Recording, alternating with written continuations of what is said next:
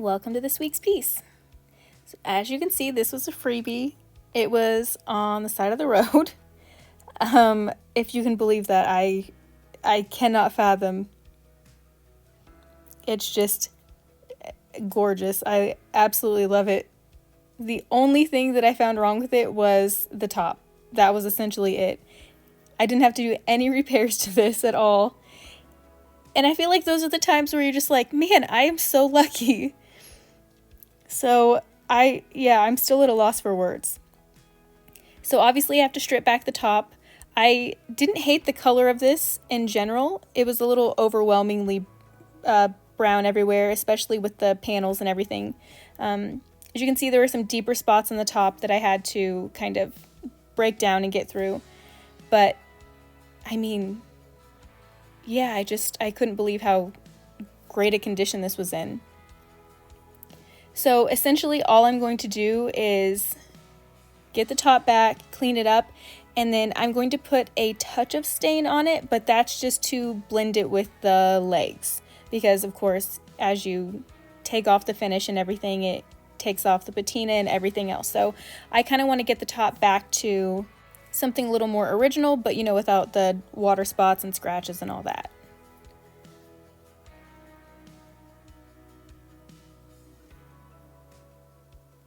So obviously we're just going through, removing the hardware. I'll give the piece a clean and let the top dry from the cleaning so that I can go through and see exactly how deep everything is and what's going to have to happen next.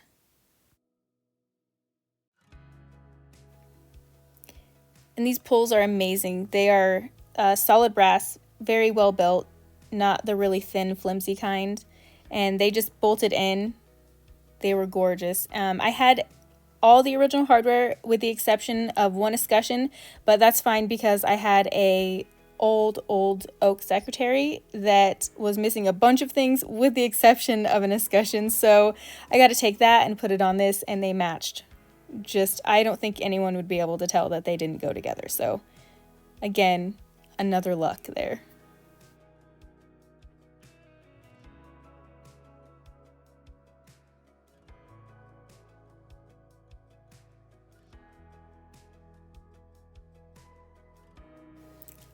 I did go through and give the entire piece a scuff sand, and then I'm going back to the top and hitting it with some hand sanding just to take out all the edges and make sure that those are nice and cleaned up as well.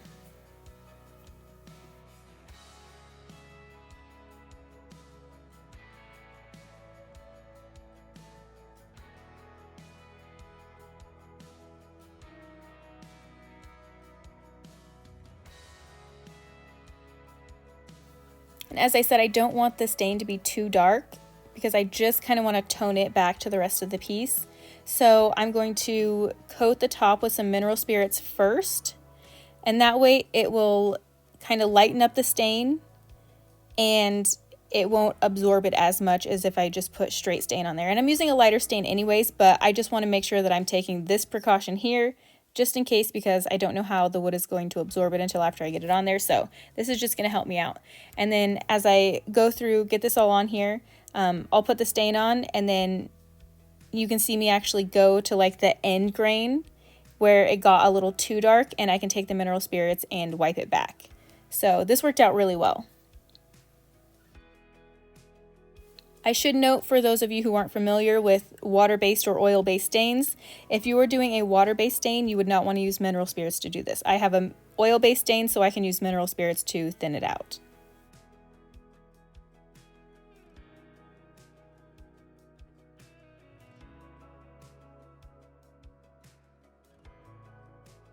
Then I'm going to go in with my Mellow White, and I'm going to use this as a base in the inset door panels. So I like a little bit of this little quad sectioning going on here, but it was just a lot with all three panels on the door and then also on the mirrors. So with the two side swinging doors, I'm going to decoupage in there and then leave all of the other diagonal insets how they are.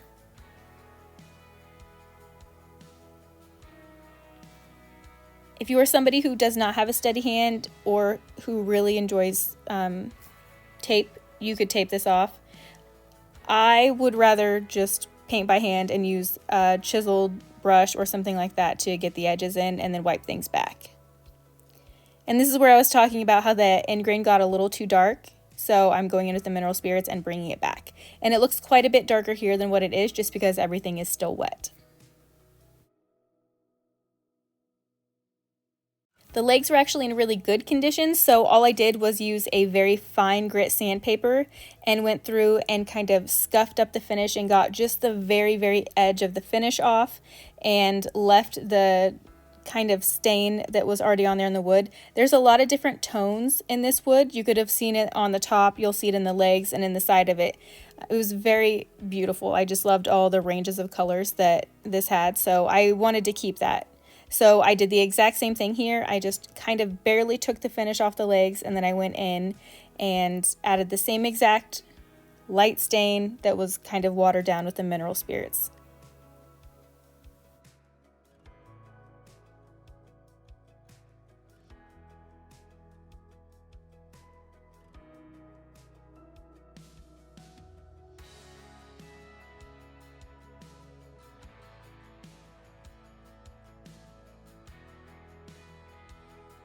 I found this beautiful landscape decoupage paper on Zazzle.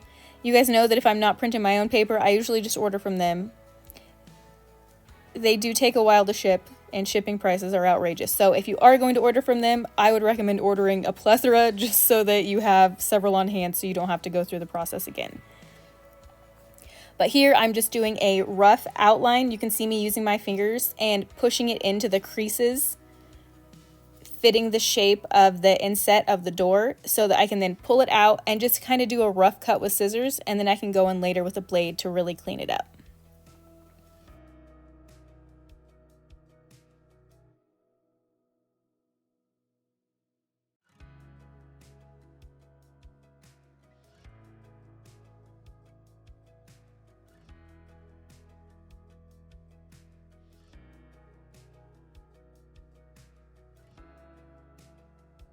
To apply this, I'm just using some satin poly.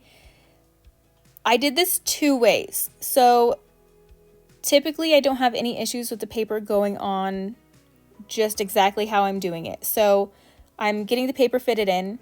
Right here I'm just doing the top section. A lot of times you'll see me just do a top just so that I can stick it on and then work the rest of the piece down, especially when it's like a crazy shape like this and not just a flat piece that doesn't really matter. But so I'm getting it on there and then working it all the way down. I believe because of the weather, it was really causing this paper to wrinkle up quite a bit, and it was making me a little upset. And normally I don't hate wrinkles at all, but this paper was just, you could see there, it had a lot more wrinkles than I was typically used to. So when this happens, I will go through, I can lift the entire sheet back up because this is the 18-pound paper and it is really thick and heavy duty. And so you can kind of pull it up, add some more poly, and smooth it back down. And you can actually use your brush, if you have a very soft brush that you're using, to kind of smooth it out and smooth the wrinkles back out of the paper without tearing it. Sometimes you might get a tear, but you know, the more you do it, the better you get at it. But I ended up going another route on the other door panel, which I highly recommend. I've done it in the past, and I don't know why I just don't do it all the time because it's amazing. So for this one, after I'd fixed the other one, because that one was just too wrinkly, I did the entire door panel in the poly, and then I actually sprayed my paper all over with my Mr. bottle and got the paper wet. Now I would say it's closer to damp and not fully saturated. Like I couldn't have wrung this out and got drips out of it or anything, but I did make sure it was, and so you can see me like lifting and smoothing and making sure it all gets on there, and you can see how much of a difference that made. Now it's a little more difficult getting a perfect line up there, so I'll end up having to go through and take a little extra time to clean up the edges, but I feel like it was totally worth it that way. And then same thing, you just go back in and seal over the top with poly again. I feel like I need to remember this. Like I said, I've done it before and I loved it then, and then I just always go back to the other way of doing things. And this day, for whatever reason, I'm guessing it was the weather, it just caused so much wrinkling. So this was definitely a way to go, and I highly recommended it. I would not recommend it with the thin tissue paper though. If you had just like the 10-pound tissue paper, I'm not sure how well that would go, maybe if you were working in a smaller area, but these were rather large panels, and I feel like getting that paper wet would make it tear just a little too easily. So definitely with a thicker paper, it works great. Then I'm just taking the same poly, going in and sealing the top. As you can see here, it's a lot lighter after the stain and mineral spirits dried up. And then the poly will deepen it just a little bit, but not quite as much. So my tops always get several coats of poly depending on what it is. Buffets are usually well loved, so this is going to get 3 coats of poly. And then I've got my color selection out. So we're going to do some stuff to this.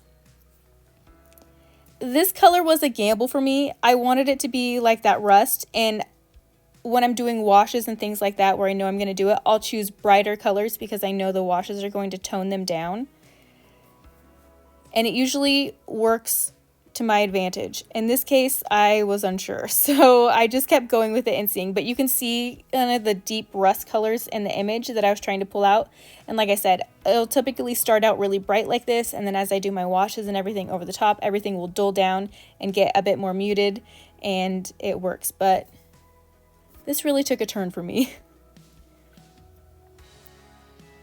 Again, you could tape off the picture if you're too worried about getting color on it, but since that's already sealed with poly, all you have to do is wipe it back with a little cloth and it comes right off.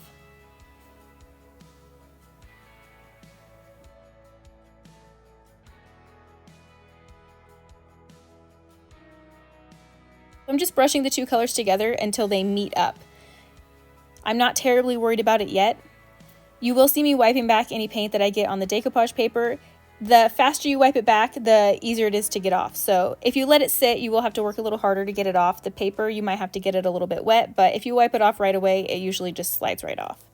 So like I said, I'm meeting these 2 colors up, and then I will take a blending brush, which is usually this little round brush from Chalk Mountain, and you can add a little bit of water if your paint is dry, or you can add a little more paint. You can kind of go back and forth, but this is a clean brush, and I mist it with a little bit of water, and then I just do kind of like a swirling action, and then sometimes up and down. You just kind of go until you're liking the blend and getting everything the way that you want. And if you find that you pull one color down a little too low or another color up a little too high, you can just go back in with that color brush and clean it up. And again, this is just the first coat, so it's not terribly important if it's perfect at this point.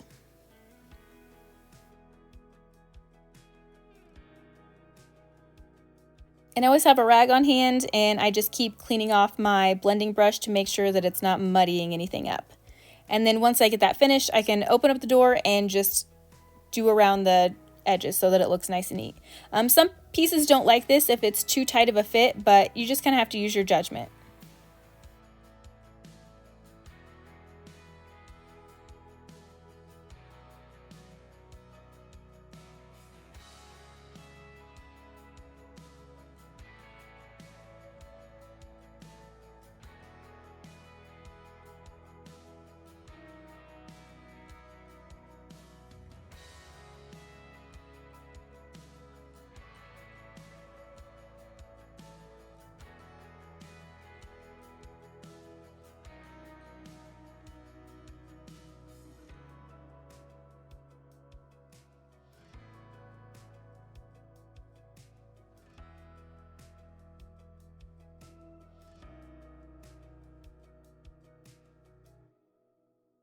Now this is the second coat, and this is kind of where you're going to perfect your blending, and it's the exact same thing. You're going to throw on your 2 colors and then meet them in the middle.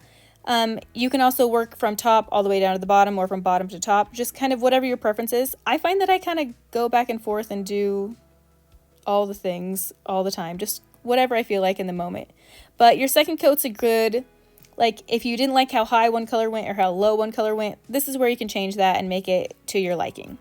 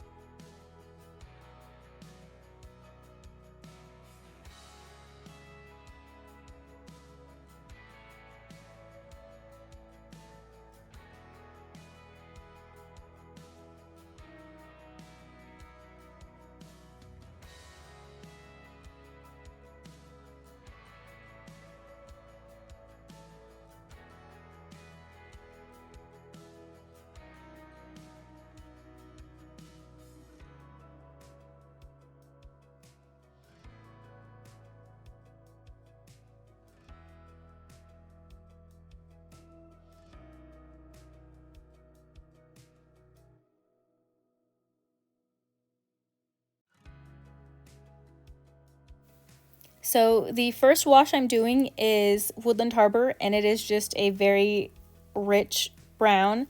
It kind of has purple undertones. It's one of my, I use it so often, and I've never used it as like a solid, like this is the color of a piece, but I use it so frequently in blends and in washes and things. It just works so amazing with other colors. So this is probably one of my top colors of all time.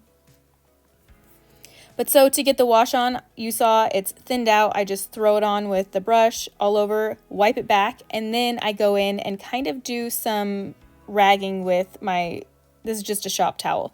And it kind of gives like that mottled. If it's too mottled in certain areas, you can go back and add water. But I'm going to do another wash like immediately over the top, so I wasn't terribly worried about it, because I just want all these different tones and everything going over these two colors to kind of soften them out and add lots of texture. And you'll find that as you're working, I like my cloths to be a little more on the wet side and saturated with color, because sometimes you don't even have to add more wash. You can just kind of tap it with a rag and it imparts enough color to be good in that area. So my first panel is almost never my favorite one. It's always the last one towards the end, because the rag is fully saturated by then. So this is now the third wash, and I'm just going over with some Mellow White. I had my brush really, really wet, and I tipped just the tips of the bristles, and I was adding a ton of water as I was going, because I'm working in very small sections here, and it worked the same way as a wash, only gave me just a teeny tiny bit more color. But it's essentially the same process. I'm using the same rag and going through, I've got, you can see a couple out, cleaning off the decoupage paper and then going back in with my other rag to tone down the white and get it blended in.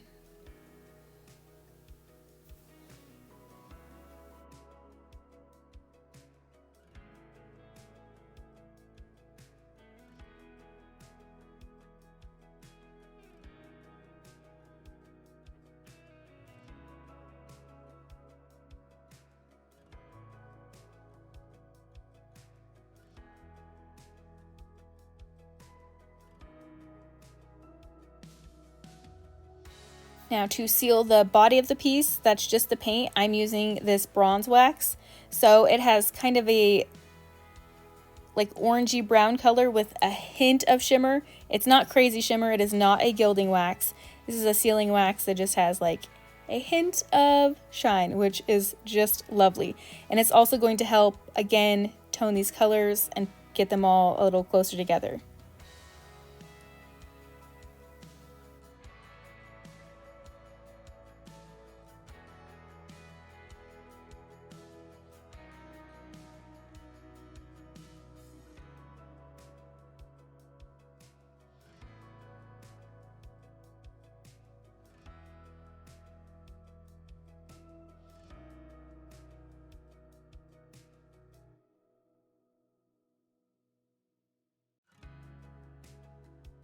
And if you've watched me for any length of time, you know that I also wax the top of my pieces that have already been polyed, because it adds just so much more protection having that there. And I'm using the same copper wax. If you don't want to use a tinted wax on your tops, you don't have to. You can use just regular clear wax. It works just fine. I just liked the shimmer that was in it that was just so subtle that I wanted that all over the top as well.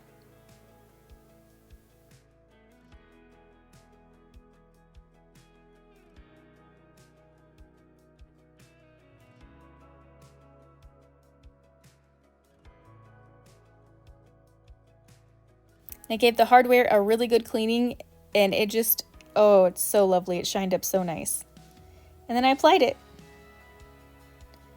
I was doing a little babysitting. She's the sweetest little thing. But she's hanging out with me while I was putting this together. It just reminds me of when Lucas was a baby, because he hung out with me all the time when he was teeny, teeny, tiny.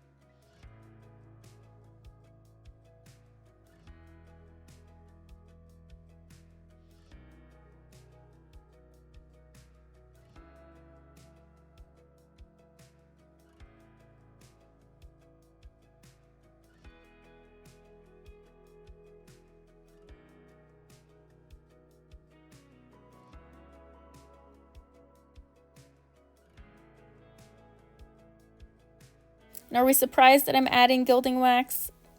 I doubt it, but we're doing it. For this piece in particular, I'm not doing anything to perfection. I'm just kind of running it along. If there's skips and misses, that's fine. This isn't supposed to be one of those clean pieces. It's supposed to be kind of that old world, kind of, you know, like it's been worn a bit. So that's what I was going for. And that's why I really love gilding wax, because you can apply it so many different ways. Now, if you want a clean, crisp line, you can always go with the glazing dusts and poly. Oh, hi, Taryn here with Elegant Upgrades, and we've got our finished piece. Actually, I just have to move. It's huge. It's a lovely old buffet. I don't know. I was going for something a little different on this one. I love the images inset into the panels. I was trying to pull colors from those because that's what I typically do. And I don't know, I'm really unconvinced. I think it's beautiful, don't get me wrong, like the overall, but this color down here is really hard for me. So, I don't know. We're gonna see how it does, because it's interesting. I don't typically do colors like that, but it's, as you can see, it's very into the original artwork, so I wanted to pull from that and use those colors, but yeah, it's just hard for me. I mean, when I look at it in camera overall, I think it's really lovely, but up close I'm like, wow, that's pink. It turned pink, and it's, you know, interesting. You guys know I do this back and forth stuff all the time, and it usually always ends up working out, so it's fine. We'll see what happens. I have something coming up that I'm gonna take it to if it doesn't sell before next week, but yeah, we'll see. This is a bit out of my comfort zone, and I just kept going with it because I think sometimes you have to push through. You guys know I like to say just trust the process and keep going, and I really started liking it after I added the gold on, because that kind of helped everything go together and be complimentary and all that. But yeah, I was really struggling with this one. And then once I cleaned up the brass hardware, I loved that, because just polished up brass is so nice. And I didn't take off all of the age on it because it's an old piece, so I don't want to take away all the age and make it brand new. I just want to make it for right now, you know what I mean? So that's what I was going for. I hope you guys enjoyed this. I did have a couple ideas for this. If it doesn't sell, it's going to go into a project that I'm going to be working on soon.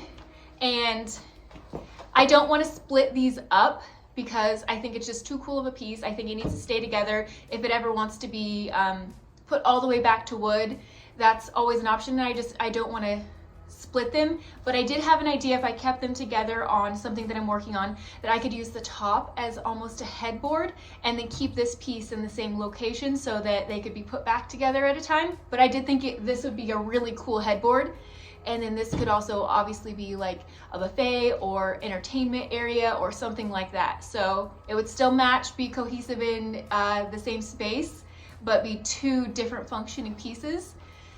So I thought that could be something. I don't know. We'll see. We'll see what happens. Well, I hope you guys had an amazing Thanksgiving. I absolutely did. I love Thanksgiving so much. I get a little sad people skip over it because I think it's one of the best ones where you just get to like eat amazing food and hang out with your family and people that you love. And I think that's like the best part. So anyways, I hope you guys had an amazing holiday. Thank you for always sticking around and watching and leaving your lovely comments. I can't tell you how thankful I am for you. Truly, you guys are the best humans ever. So that's it. I'll get you some photos and I'll see you next week.